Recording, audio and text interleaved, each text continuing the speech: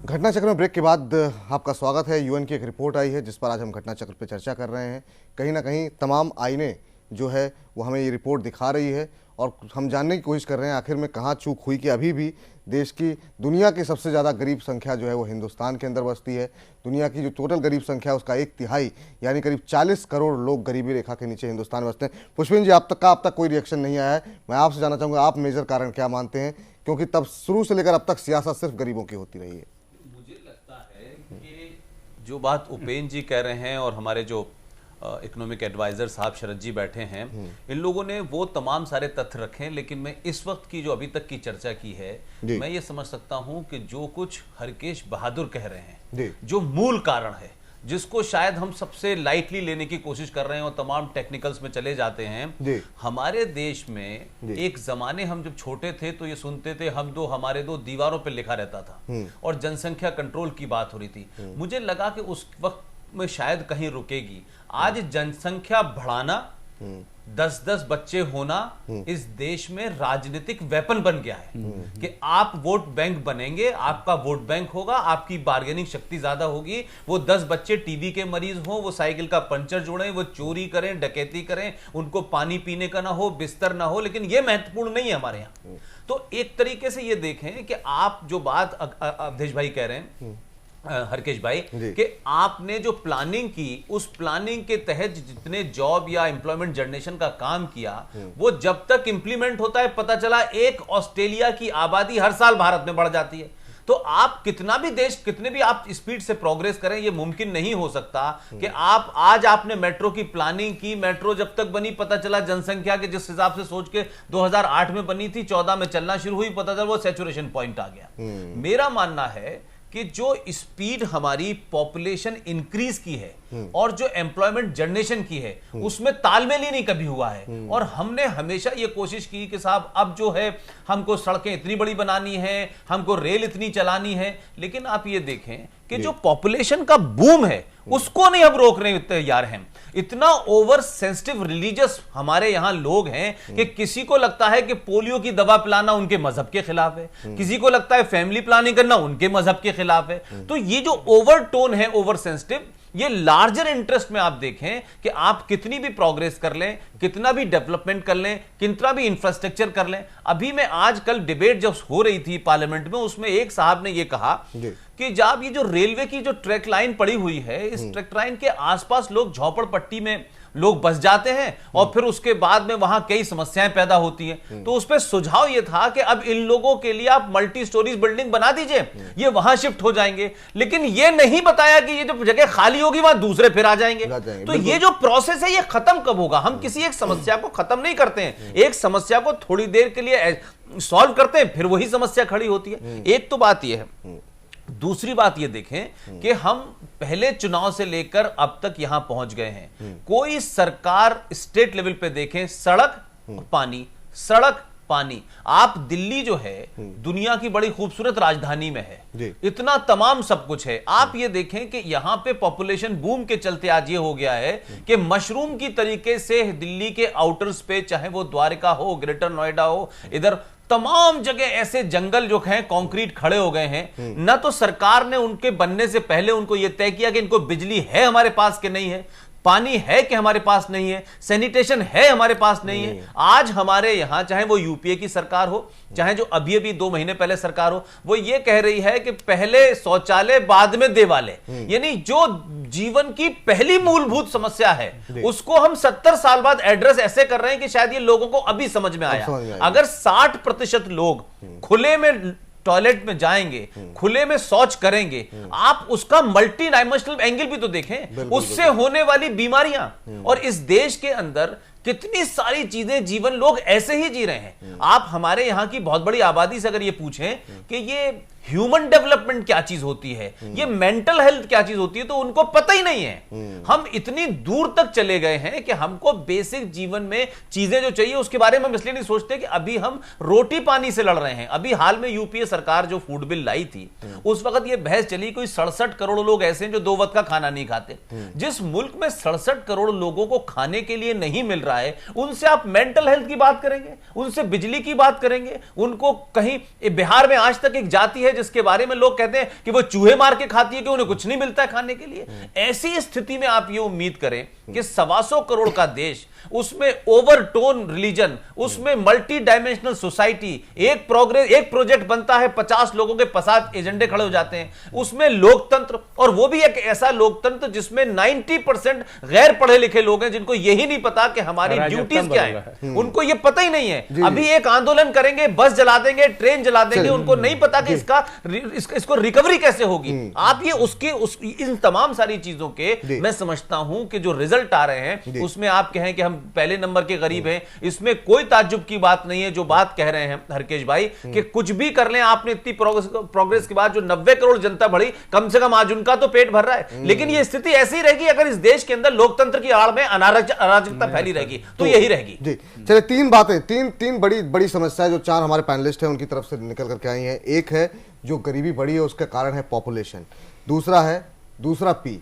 Political system जो कि कई बार लोगों को रोकता है तमाम कड़े फैसले लेने, इसलिए डेमोक्रेसी कहीं ना कहीं उसके आड़े आ रही है। तीसरा जो अभी पुष्पेंद्र जी कहते थे रिलीजियस बिलीफ जो है वो कहीं ना कहीं इन तमाम समस्याओं को बढ़ा रहा है। चलिए ये तीन समस्याएं हो गई, इनके सोल्यूशन क्या हो सकते हैं इस पर तो हम चर्चा करेंगे। लेकिन एक जो आंकड़े जो अभी हरकेश जी बता रहे थे वो अपने दर्शकों को मैं बता दूं, और उससे पहले ये भी बता देते हैं कि 40 करोड़ यानी 120 करोड़ में से 40 करोड़ भारतीय जो है गरीब जो है वो हिंदुस्तानी है, 60 करोड़ लोग ऐसे हैं, 100 करोड़ में से 60 करोड़ 60% ऐसे हैं जो कि खुले में शौच करते हैं। 40% लोगों के पास खाने को खाना नहीं है और 60% लोग के पास घर में शौचालय नहीं है। 50,000 लोग महिलाएं ऐसी हैं जो कि प्रसव के दौरान जिनकी मौत हो जाती है। यह आंकड़ा भी हिंदुस्तान में सबसे ज़्यादा है। ये तमाम ऐसे आंकड़े हैं जो कि अपने आप को चौंका रहे हैं। लेकिन इस बीच चाइना का आंकड़ा देखते हैं। चाइना का आंकड़ा काफ़ी महत्वपूर्ण इसलिए है, 1990 के अंदर, और इसको मैं चाहूँगा कि जो हमारे तमाम पैनलिस्ट हैं वो काफ़ी ध्यान से सुने कि 1990 के अंदर 60% लोग जो है चीन के अंदर गरीब थे, जनसंख्या वहाँ भी बढ़ी है। ये आंकड़ा 2005 में जब पहुंचता है वो 60% से घट करके 16% हो जाता है।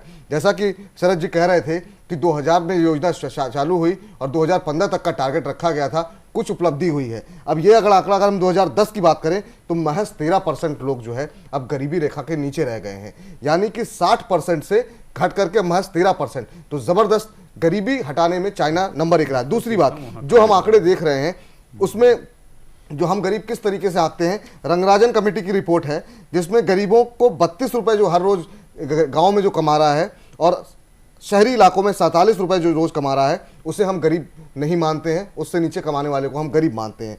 जो यूएन की रिपोर्ट है, जो यूएन जिसको गरीब मानता है, 75 रुपए जो रोज कमाता है यानी $1.25 पर डे जो कमा रहा है उसको वो गरीब नहीं मान रहे हैं। ये इस आंकड़े के लिहाज से भी हम देखें तो हमने अपना स्तर बहुत 75 से घटा करके 32 रुपए तक हम लेके गए हैं, करीब 20-30 रुपए नीचे। अर्बन शहरी इलाकों में महज 47 रुपए है। शरद जी आपसे जानना चाहेंगे, चीन ने तमाम तरक्की की, हम अभी तक इस समस्या से जूझ रहे हैं। जनसंख्या वहाँ पर भी एक बड़ा इशू है, काफ़ी हद तक उन्होंने कंट्रोल भी किया है, लेकिन अभी भी जनसंख्या के मामले में वो हमसे आगे हैं। बाद में हम उनसे आगे होंगे, अलग मसला है, लेकिन अभी उन्होंने कैसे किस तरीके से अपने यहाँ से गरीबी को हटाया और हम तमाम चीज़ों के बावजूद क्यों नहीं हटा पा रहे हैं? देखिए, जहाँ तक चीन का सवाल है, उन्होंने 2-3 क्षेत्रों में बहुत ज़्यादा प्रगति की है और उसका ये नतीजा है कि ये काफ़ी अंतर है भारतवर्ष और चीन में। एक है कि फॉरेन डायरेक्ट इन्वेस्टमेंट उनके देश में काफ़ी आया, और क्यों आया, वो फॉरेन डायरेक्ट इन्वेस्टमेंट को अट्रैक्ट करने के लिए जो कंडीशंस हैं, जैसे इंफ्रास्ट्रक्चर बेटर होना चाहिए, वहाँ पे इंफ्रास्ट्रक्चर। जैसे हरकेश जी एक तर्क दे रहे थे कि जो नई तकनीक की वजह से रोजगार घट रहे हैं, लेकिन चीन के अंदर नई तकनीक आई, वहाँ पर रोजगार क्यों नहीं घटे? हाँ, तो वो मैं समझ रहा हूँ, पर ये जो मौलिक बातें हैं कि वहाँ फॉरेन डायरेक्ट इन्वेस्टमेंट इसलिए ज़्यादा आया क्योंकि भाई वहाँ इंफ्रास्ट्रक्चर ज़्यादा है, अच्छा है, law and order conditions are perhaps better, और उसके साथ साथ उनके यहाँ कॉर्पोरेट टैक्सेस भी हो सकता है ये कम है, और ज़्यादा सहूलियतें उनको विदेशी लोगों को मिला, इसलिए वो वहाँ चले गए।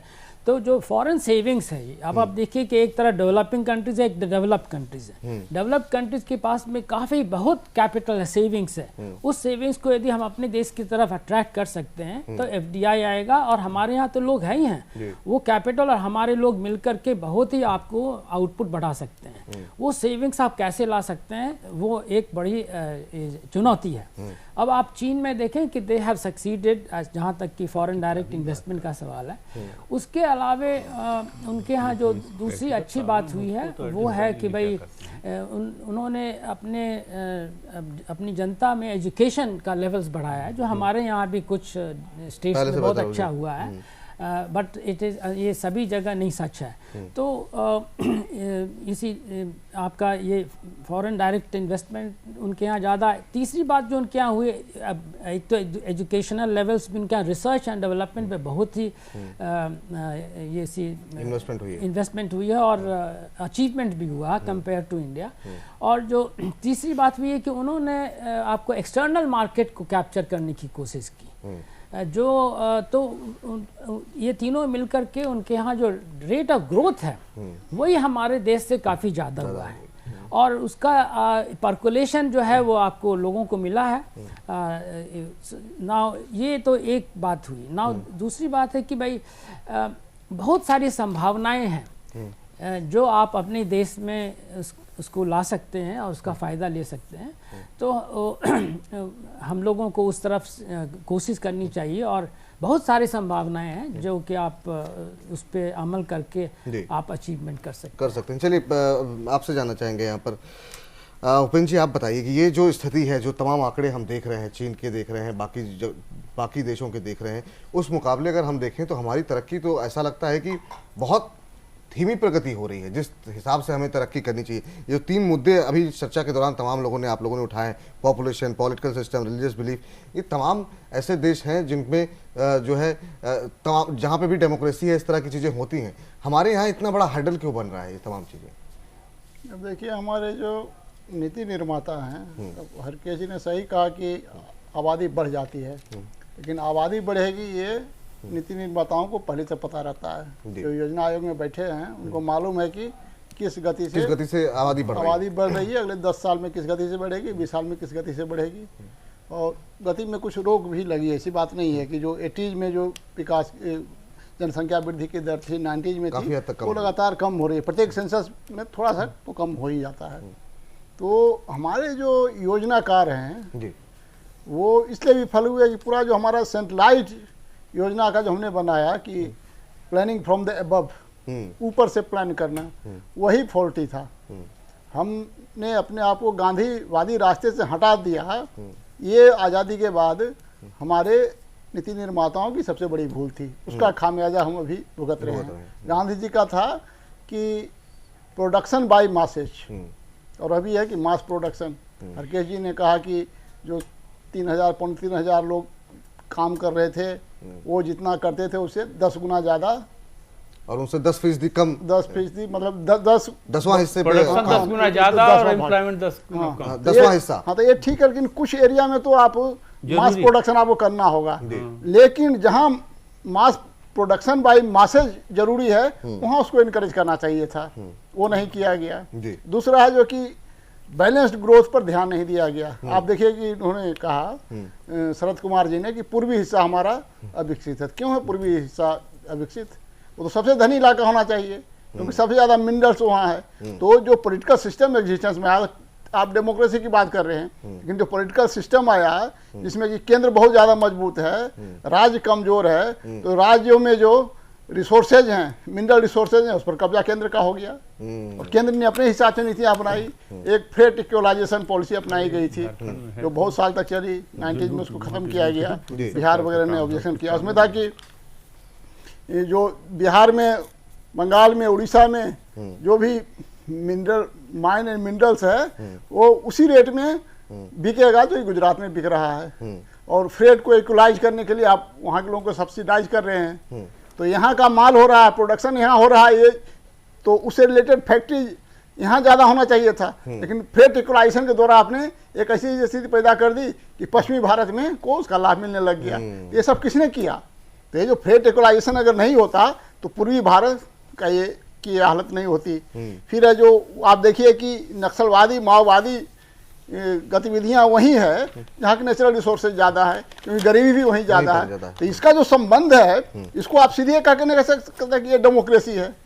ठीक है, हम तो देख रहे हैं ना, डेमोक्रेसी में ज़्यादा जाति के आधार पर वोटिंग होता है, धर्म मजहब के आधार पर भी होता है, संप्रदाय के आधार पर वोटिंग होता है। लेकिन ये जो गरीबी का जो इलाका है वो कहाँ रोक रहा है वहाँ का विकास करने में आपको।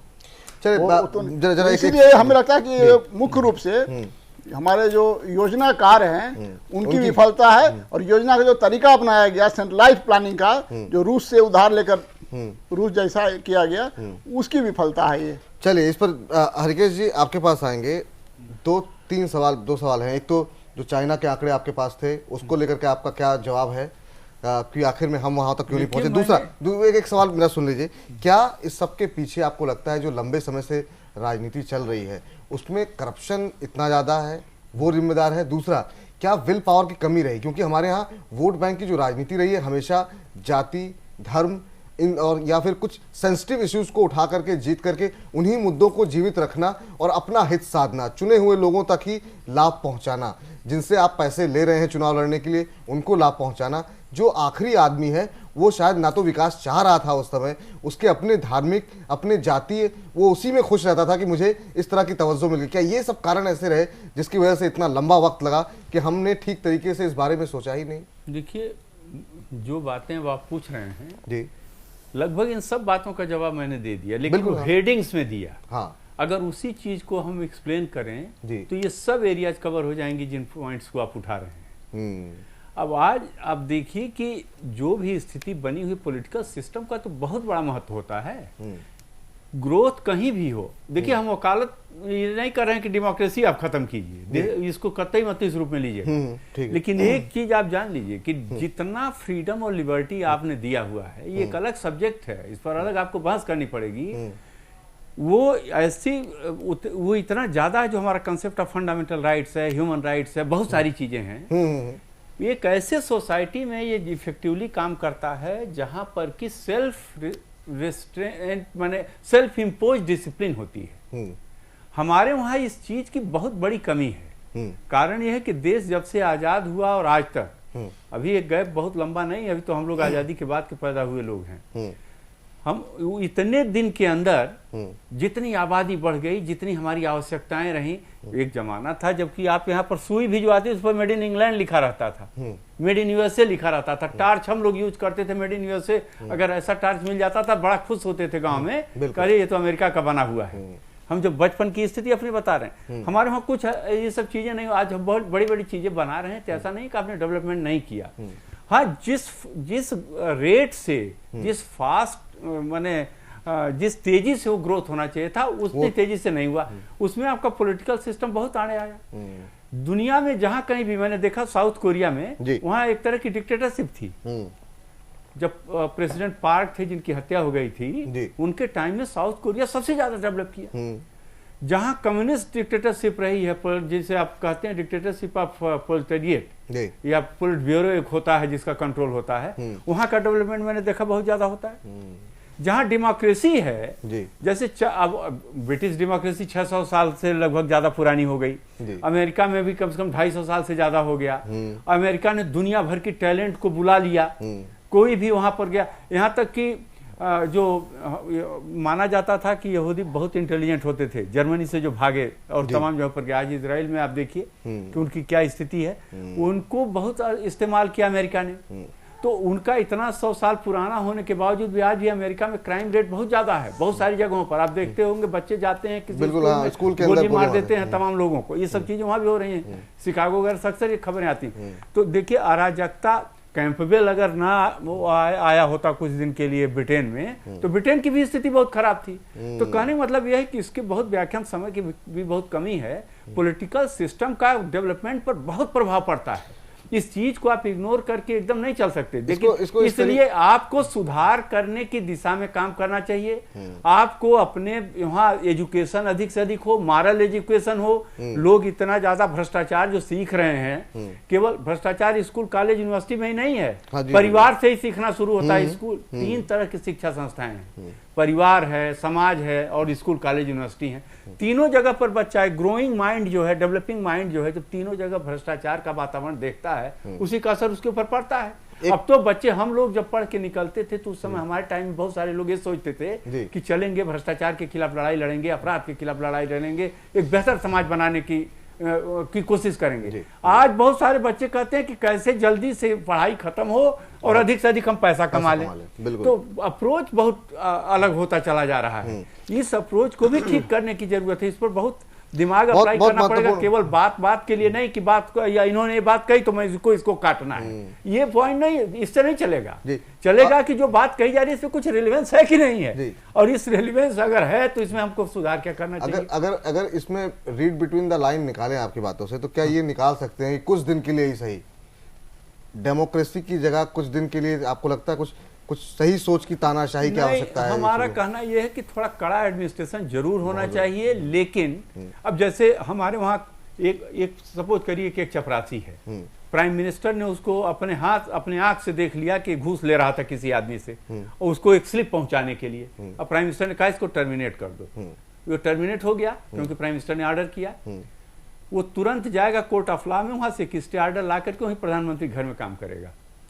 तो जो आपने जो फंडामेंटल राइट्स और ह्यूमन राइट्स के कंसेप्ट बनाए हुए हैं कि किसी के साथ कोई इंजस्टिस ना होने पावे, तो उसको भी इस बात की लिबर्टी है कि अगर प्रधानमंत्री ने भी उसको बर्खास्त किया है तो कोर्ट में जाए और अपनी चीज को, ये इस प्रोसेस में आप, ये सिस्टम तो बहुत अच्छा है सुनने में, देखने में सब कुछ, लेकिन उसका अल्टीमेट इम्पैक्ट क्या है? आप तमाम भ्रष्ट अफसरों को, भ्रष्ट लोगों को जिनके हाथ में ताकत है, उनके खिलाफ आप कोई कार्रवाई नहीं कर पा रहे हैं, आज भी नहीं कर पा रहे हैं। बड़े बड़े नेताओं को जिनके ऊपर तमाम भ्रष्टाचार के आरोप लग रहे हैं, कहीं से प्रूव ही नहीं होता। लगाते रहिए सीबीआई और दुनिया भर की सारी चीजें, कहते हैं सब कोई एविडेंस ही नहीं मिला, करें क्या? चलिए पुष्पेंद्र जी, आखिरी क्लोजिंग रिमार्क, क्योंकि समय हमारा समाप्त हो रहा है। क्लोजिंग रिमार्क आपकी तरफ से, तमाम लोगों की बातें आपने सुनी, तमाम आंकड़े मैंने रखे वो भी आपने सुने। आखिरी क्लोजिंग रिमार्क, क्या कुछ हल हो सकता है ताकि अगले 5 साल 10 साल के बाद जब हम इस तरह के आंकड़े यूएन की तरफ से जारी हों तो कम से कम एक संतुष्टि की भावना हम सभी के अंदर हो? देखिए, 2 चीज़ें हैं। जो बात आपने चाइना के बारे में कही थी, हम ये मान के चलते हैं कि हमारे यहाँ जो 3 लेयर हैं, चाहे वो पॉलिटिशियंस की हो, चाहे वो पॉलिसीज की हो, चाहे इम्प्लीमेंटेशन की हो। आपने जब चाइना की बात की तो वहाँ राजनीति जो है वो आड़े नहीं आती है, और राजनीति के चलते ये नहीं होता है कि ये फैसला इस पार्टी को होगा, ये इस धर्म के खिलाफ होगा, वहाँ नेशन का मामला होता है। और जो नीचे पॉलिसी प्लानिंग वाले लोग हैं वो विजन के हिसाब से बनाते हैं। वो ये नहीं होता कि रेल मंत्री अगर लालू जी बन गए हैं तो सारी ट्रेनें जो है वो बिहार में जाएंगी, माधवराव सिंधिया बन गए तो ग्वालियर जाएंगी, ममता बन गई है तो बंगाल जाएंगी, और दिनेश त्रिवेदी ने कुछ हकीकत में बिल ठीक ठाक बना दिया रेल बजट तो वो बेचारे मंत्री से संतरी हो जाएंगे। तो मेरा कहने का सेंस ये है भाई कि जो हमारा योजना आयोग है वो आंकड़ों की जगलरी और जो बाजीगरी करता है। हमारे देश में कागज के ऊपर पॉलिसीज बनती हैं, कागज पे सड़कें बन जाती हैं, पुल बन जाते हैं, खत्म हो जाते हैं। तो हम तो 3 जो हमारी लेयर है तीनों ही करप्ट हैं। उस करप्शन की वजह से ये है। ये बात जो आप कह रहे हैं कि हमसे ज्यादा आबादी चाइना की है लेकिन वहां गरीबी का रेट ये नहीं है, वो इसलिए नहीं है कि उनकी पॉलिटिकल विल जो है वो नेशन है, उनकी पॉलिसी जो है वो नेशन के लिए बनती है। यहां इसलिए बनती है कि भैया रेलवे वहां जाना है इसलिए कि वो खुश हो जाए, कश्मीर में जाते जाते कुछ और हो जाता है, बंगाल में जाते जाते पॉलिसी कुछ और हो जाता है, और तीनों ही लेयर पे चरम सीमा पे भ्रष्टाचार है। भ्रष्टाचार सिर्फ इस बात से नहीं होता है कि कहते हैं कि किसी ने कोलगेट में पैसा खा लिया। आपने एक सड़क बनाई और सड़क बनी नहीं और कागज पे पास हो रही है, और यह सिलसिला एक आध बार नहीं हुआ है, इसका लगातार जारी है। मैं समझता हूं कि जो बात आप कह रहे हैं, जो बात हरकेश भाई कह रहे हैं, ये तो हम सब मानते हैं कि लोकतंत्र बहुत अच्छा है, लेकिन लोकतंत्र में कुछ आपकी ड्यूटीज भी होती हैं। वो कंट्रीब्यूशन इस पूरे देश का नहीं है। हम सड़क पे गंदगी फेंक देते हैं और कहते हैं भारत सरकार की जिम्मेदारी वो उठाए। तो हमने अपने आप को तो मान लिया है कि हमें तो हर काम करने की आजादी है, और हम जो गंदगी करें वो सरकार ठीक करे। तो मेरा मानना यह है कि जो वर्तमान सरकार है, चाहे रेलवे में किराया बढ़ा रहे हैं या और चीजें कर रहे हैं, आप देखें कि जो रेलवे हमारी शान थी आज वो इस स्थिति में पहुंच गई है कि राजधानी भी टकरा रही है, है, सारी चीजें टूट रही है। तो हम जिस तरीके से आ गए, हमें आदत पड़ चुकी हुई है हराम का खाने की और हराम की तरीके से रहने की। हमें इस बात से कोई इंटरेस्ट नहीं है कि हमारी कोई ड्यूटी है। मुझे समझता है कि वर्तमान सरकार जिस तरीके से सख्ती से चल रही है, अगर ये 1 साल भी चल गई और वोट में और सत्ता में वापस आने की लालसा के तहत इन्होंने कोई राजनीति नहीं की, तो चीजें कुछ हद तक बेहतर होंगी। चलिए बहुत बहुत शुक्रिया पुष्पेंद्र जी तमाम जानकारी के लिए और तमाम इस चर्चा में शामिल होने के लिए। हरकेश जी आपका भी बहुत बहुत शुक्रिया। शरद जी आप इस कार्यक्रम से जुड़े और अपनी राय रखी, बहुत बहुत धन्यवाद। उपेंद्र जी आपका भी बहुत बहुत शुक्रिया। तमाम इस चर्चा के दौरान जो तमाम बातें निकल के आई हैं, इस गरीबी का कारण 3 महत्वपूर्ण मुद्दे जिस पे मैंने दिन में बीच में भी मेंशन किया था, जनसंख्या, population, political system, religious belief, ये 3 चीज़ें ऐसी हैं जो कि कहीं ना कहीं इस गरीबी को बढ़ा रही हैं। और भ्रष्टाचार एक बड़ा मुद्दा है। लेकिन ये तमाम राजनीतिक सिस्टम हमारे हाथ में है, हम किस तरह की सरकार चुनते हैं। जनसंख्या को लेकर के ये हमारी आपकी जिम्मेदारी है कि किस तरीके से इस बारे में अवेयरनेस फैलाई जाए कि हमारे इर्द गिर्द जो तमाम छोटे या गरीब तबके के लोग हैं उनको इस बात के लिए जागरूक किया जाए कि आप बेहतर भविष्य के लिए बच्चे पैदा कीजिए, ना कि सिर्फ आबादी बढ़ाने के लिए। इसी उम्मीद के साथ कि आप इस तमाम मुद्दों को गंभीरता से लेंगे, घटना चक्र को यहीं समेटते हैं। तमाम बड़ी खबरों के लिए आप देखते रहिए जैन टीवी। नमस्कार।